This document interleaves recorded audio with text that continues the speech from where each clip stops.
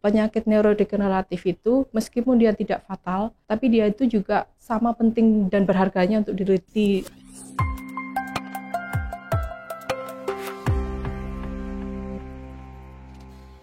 Nama saya Dwi Wahyu Indriani, peneliti ahli muda dari Pusat Riset Vaksin dan Obat, Organisasi Riset Kesehatan, Badan Riset dan Inovasi Nasional atau BRIN. Ketika saya S2 dan S3 di sini, saya mempelajari neurophysiological system. Bagaimana fisiologi suatu penyakit, terutama penyakit neurodegeneratif. Papa saya itu menderita penyakit Parkinson. Di Indonesia itu kan kalau untuk penyakit neurodegeneratif itu sendiri kan belum se-booming kayak kanker dan penyakit mematikan lainnya ya. Karena memang penyakit neurodegeneratif ini dia tidak menimbulkan fatalitas, cuman dia itu berangsur-angsur bisa memperburuk kondisi si pasien seperti itu. Karena waktu itu belum banyaknya fasilitas yang bisa kita jangkau ya. Jadi waktu itu ketika mengantar papa untuk menjalani pengobatan juga ke dokter spesialis saraf, itu tuh saya baca-baca juga gitu obat yang di ini tuh kandungannya apa, fungsinya apa. Jadi lambat laun itu kayak saya tertarik gitu untuk meneliti bagaimana sih gitu penyakit saraf ini, cara menyembuhkannya bagaimana seperti itu. Jadi saya fokusnya mencari ilmu neurodegeneratif itu sendiri.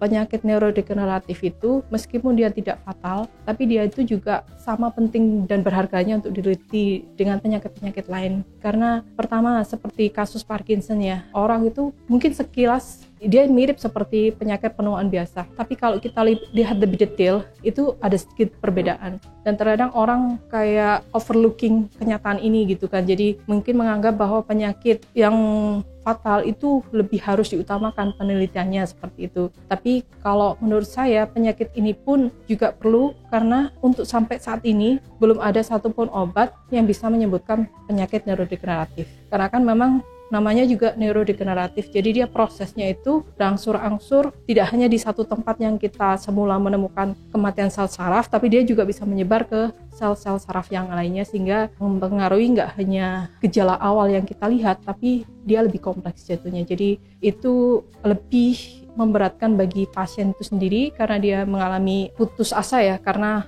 tiba-tiba banyak hal yang tidak bisa dia lakukan, juga bagi keluarga pasien. Karena di sini support system itu juga penting. Ada baiknya kalau misalnya di Indonesia itu ada sistem atau komunitas di mana peneliti, dokter, kemudian pasien dan keluarga pasien untuk support system itu ada.